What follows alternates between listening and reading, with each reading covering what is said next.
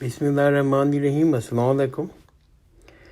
इंशाअल्लाह हम आज भी प्रोफेसर सैयद मोहम्मद सलीम रहमतुल्लाह अलैह की किताब अस्कार सीरत का मुताला जारी रखेंगे और आज इस सिलसिले में हमारी तीसरी नशिस्त है और हम इसका पहला चैप्टर फ़हम सीरत का मुताला कर रहे हैं। और आज जो हम टॉपिक पढ़ेंगे वो है नबूवत के लिए कबीला कुरैश का इंतखाब।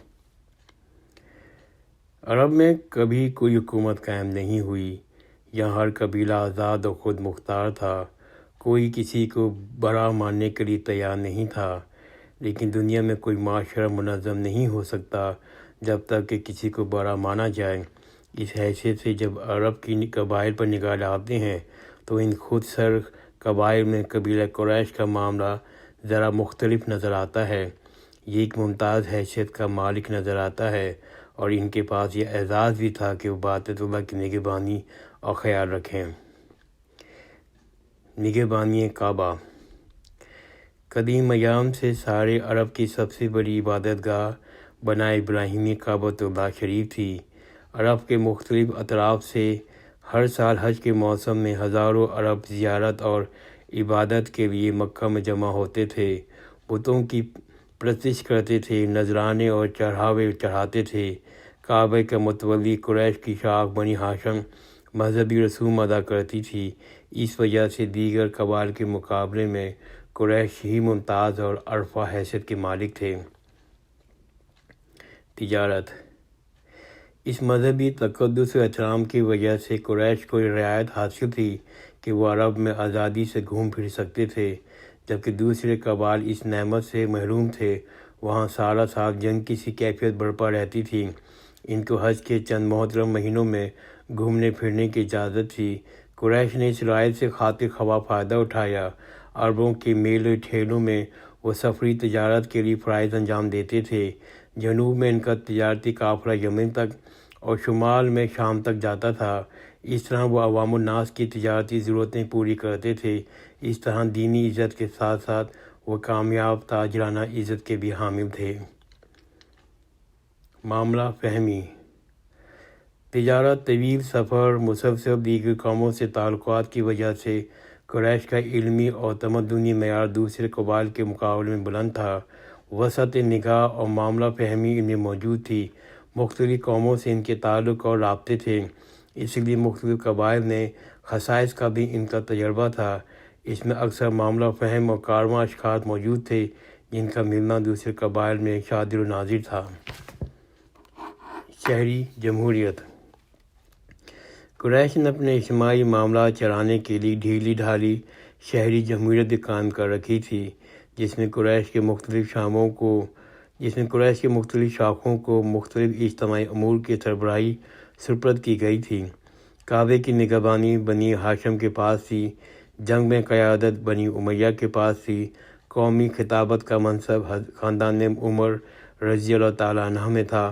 तावान और कर्ज़ चुकाना ख़ानदान अबू बकर रज़ियल्लाहु ताला अन्हु में था, वगैरह वगैरह।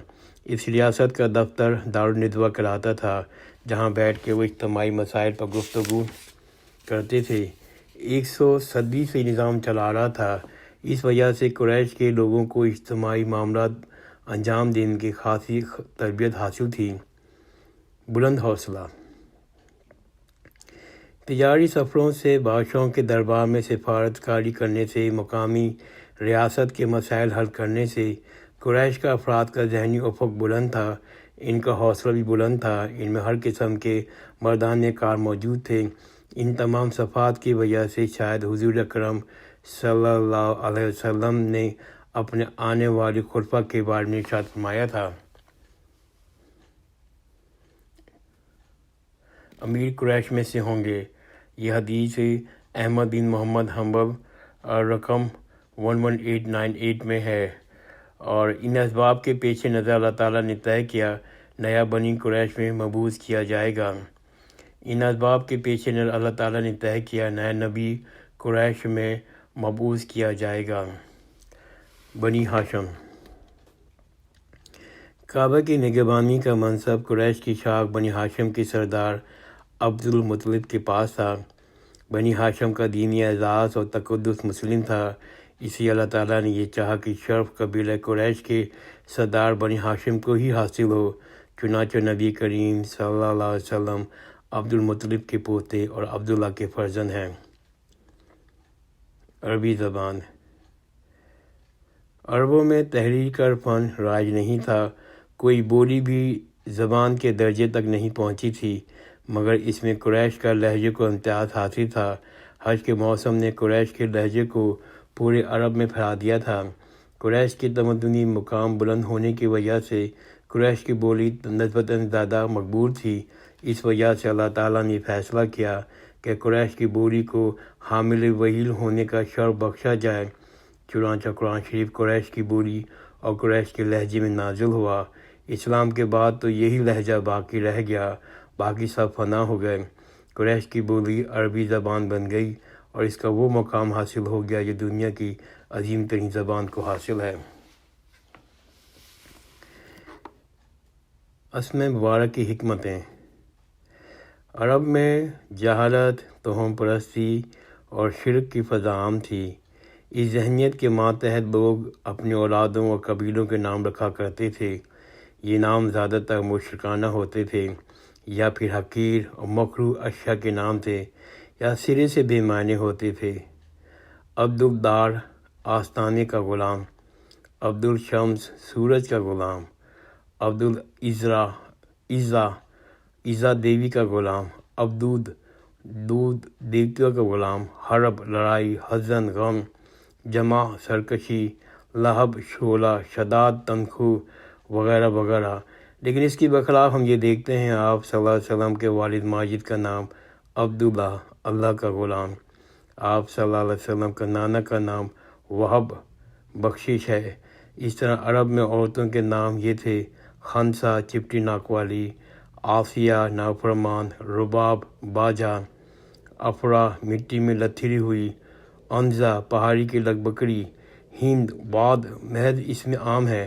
لیکن اس کے برخلاف ہم دیکھتے ہیں کہ آپ صلی اللہ علیہ وسلم کی والدہ ماجدہ کا نام آمنہ، امن چاہنے والی، آپ کے دائی کا نام حلیمہ، حلم والی، آپ صلی اللہ علیہ وسلم کی نانی ام ایمن، برکت والی، آپ صلی اللہ علیہ وسلم کی زوجہ مبارکہ عائشہ، زندہ رہنے والی، اور ام سلمہ، سلامتی والی۔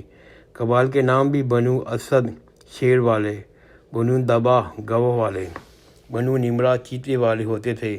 لیکن اس کے برخلاف ہم دیکھتے ہیں آپ صلی اللہ علیہ وسلم کا ددیال بنو ہاشم، حاجیوں کو ملیدہ کھلانے والا۔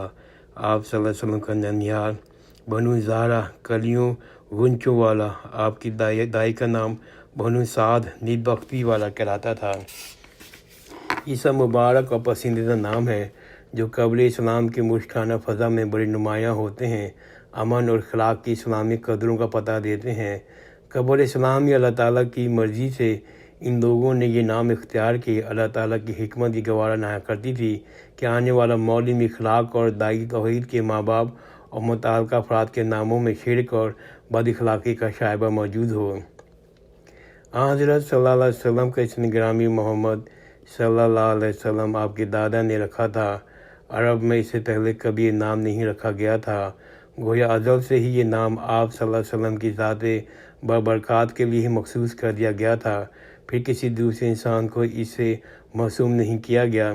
بینا جس طرح بت پرست عرب میں ہزار کفر اور شرک کے باوجود اللہ کا نام ذات خداوندی کے لیے ہی مخصوص رہا، یہاں سے اس بات کی جانب بھی اشارہ نکلتا ہے۔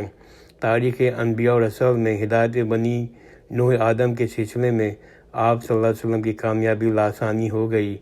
صحابی رسول اولین نعت گو حضرت حسان بن ثابت انصاری رضی اللہ تعالیٰ عنہ ایک قصیدے میں فرماتے ہیں، جس کا اردو ترجمہ یہ ہے: آپ صلی اللہ علیہ وسلم کی عظمت ظاہر کرنے کے لیے اللہ تعالیٰ نے اپنے نام سے اشتقاق کر کے آپ کا نام رکھا، بس وہ عرش والا، محمود، تعریف کیا ہوا، اور آپ صلی اللہ علیہ وسلم محمد بہت زیادہ تعریف کیا گیا ہے۔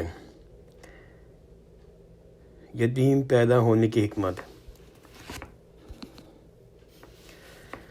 کسی امیر اور نواب کے گھر میں پرورش پانے والے شخص کے متعلق تو یہ گمان ہوتا ہے شاید نئی تحریک چلا کے وہ خاندان کی عظمت رفتہ حاصل کرنا چاہتا ہو، جیسے کہ مشہور حدیث میں منقول ہے: ہرقل شہنشاہ روم نے ایسا گمان کیا کہ کہ جس شخص نے یتیم بچے کی حیثیت سے تربیت پائی، اس کے متعلق کوئی یہ گمان نہیں کر سکتا کہ عظیم رفتہ کا خواب دیکھ رہا ہے۔